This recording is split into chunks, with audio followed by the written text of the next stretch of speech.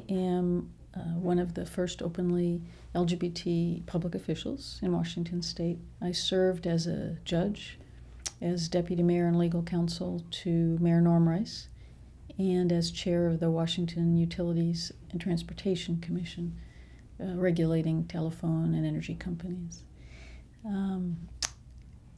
I came to Seattle in 1983.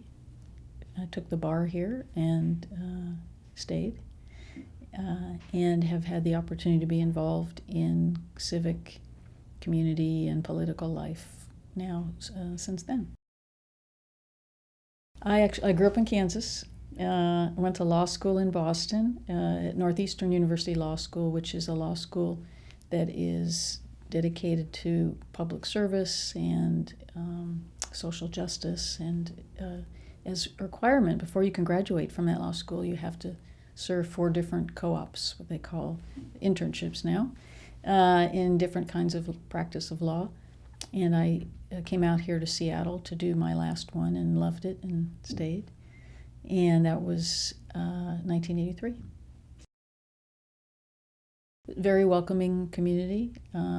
It had all the attributes of a big city, but didn't feel like a big city, and was still growing and finding itself. There was a lot of diversity. There was a lot of great combination of both urban and outdoor environments.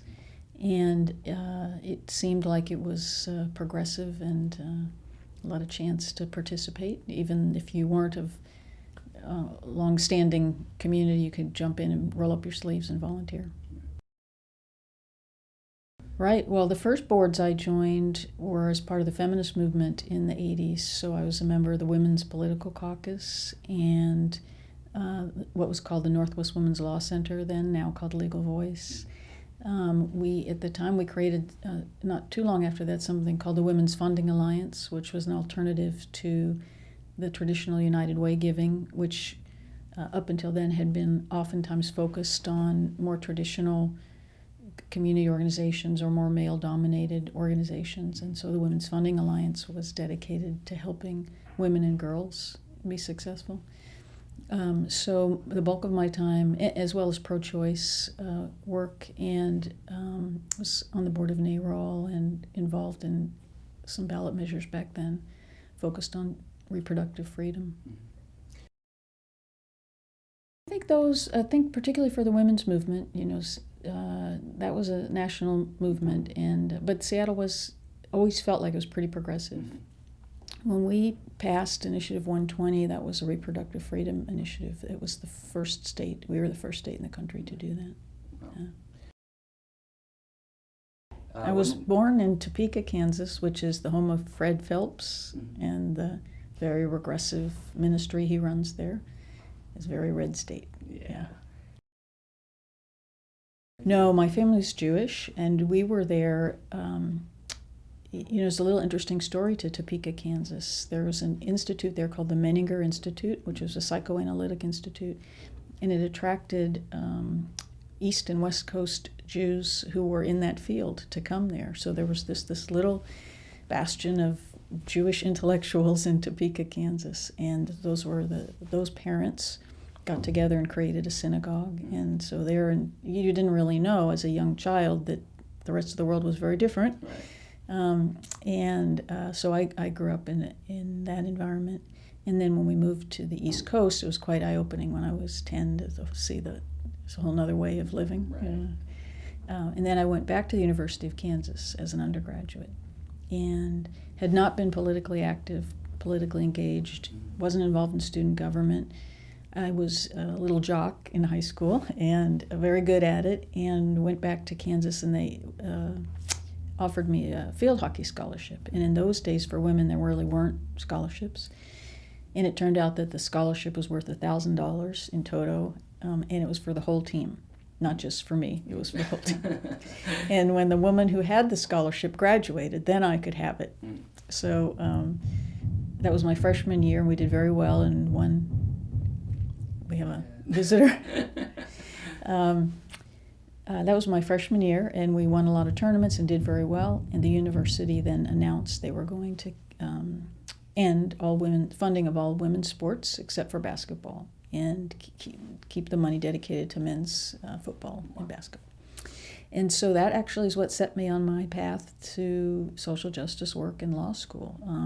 I didn't really have any of those skills or abilities or knowledge, and if I'd known what I was getting into, I might not have done it, but I began organizing the women athletes to protest that. And in those days, we didn't have social media and internet, so organizing was a very different thing.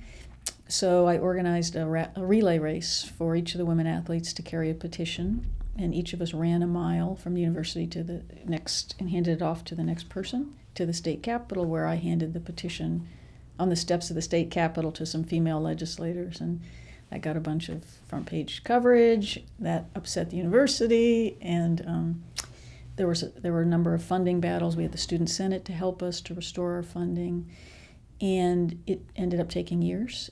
And the great part of that story is that partway through, a professor came up to me who's a professor of art history, not interested in sports, but she'd been reading about what was happening to the young female students and said, you should file a Title IX complaint.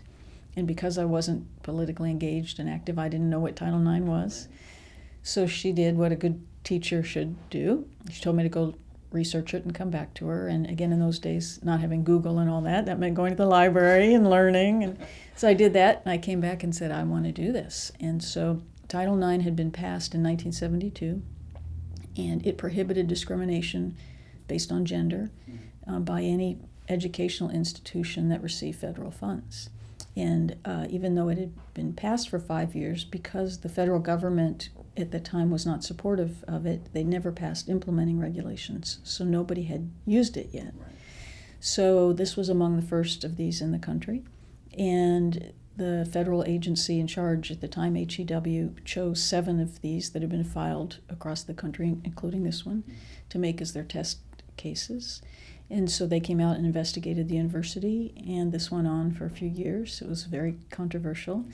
And meanwhile, I had to finish my education and had decided to go to law school based on that experience. And while I was in law school, it finally was settled, and the university agreed to a multi-year remediation plan so that in all areas for women, scholarships, training, medical care, travel, housing, all the different elements of what was given to the male athletes needed to be given to the female athletes. So the university agreed to implement that, and that sort of set the stage for universities across the country. And as a result, young women who went to the university then, after that, got an opportunity to compete and were treated equitably. And that's what set me on the path that I then took. That's incredible. So, that's an incredible story. It's even there's a little even better part to that, which is, as it turns out, the guy who was chair or student body president the first year, the guy who's student body president the second year, the guy who's the reporter for the student newspaper covering all this, all of us ended up going to law school. The 3 of us ended up becoming judges, and the 4th ended up becoming a law school professor. Wow. And the university invited us all back last year for I think it was the 35th anniversary, and held a forum, invited students and teachers, and we all shared, along with the woman who was the teacher who had helped me, who's since retired, right, and the person who represented the university on the other side of the table against us. And we all came and talked about that experience and that moment in time, and then the university described its perspective about what happened, and we all talked about what it meant for us. And it was very moving to see how people's lives can intersect that way, and you can impact people, just by trying to do the right thing. And did you find that the opposition changed their views? The best part of the story actually is the gentleman who was opposite me on the other side of the table all those years ago. I was only 18, 19 years old at the time, so I had in my mind all those years that this was a really bad guy, a Darth Vader character. And he was so gracious. He reached out to me. His wife is from Seattle. They were out here one summer, and he had read about the Seattle storm, and I had been involved in an effort to save the storm from being taken to Oklahoma. He read about that in the paper. And he called me up, and he said, "Are you the Ann Levinson who went to University of Kansas?" And I said, "I don't know. It depends who's calling." And He gave me his name, and he said, I'd like to have coffee with you. And so we connected, and he's a lovely gentleman, and he's so proud now. His granddaughters compete in sports, and he was so happy looking back on it to have gotten to be a part of that. Mm-hmm. And so that taught me a great lesson in organizing and advocacy also, which was you need to separate people from their positions. So he was a strong advocate for who he had to advocate for. That was his job. But it didn't make him a bad person. And what he told me was how hard he worked to keep it from being worse. So in our view, we thought it was bad enough. We had no idea it could have actually been even more challenging for us. And so that was a great experience. It taught me a lot about taking risk and about standing up for what you believe in and about pulling people together in coalition and getting people to support you, even though they may not. A lot of guys that were involved with us really didn't care about women's sports. That was the fairness and the equity and the university treating some students badly that connected with them. And as mentioned, the female professor, what she cared about was women and equity. Again, she didn't really care about sports. So it was a great lesson that I've used through the years on LGBT work, mm-hmm. which is reach out to people and find what matters to them and what your common interests are. Right. And how you can work in coalition and be aware that others will try, obviously, to divide you. And the broader your coalition is, the more people you get involved, the stronger mm-hmm. you'll be. And that you can't always know where it's going to lead, but if you don't jump in and fight for it, it won't happen. Mm-hmm. So you've got to be willing to stand up and make your case. You've also got to be willing, while you are a strong advocate, you've got to understand that in order to resonate with the larger community, you have to do it in a way that doesn't add to their fear, mm-hmm. That has them embrace what you are striving for. And you need to do it in a way that's respectful of differences and understand why they might feel that way or think that way.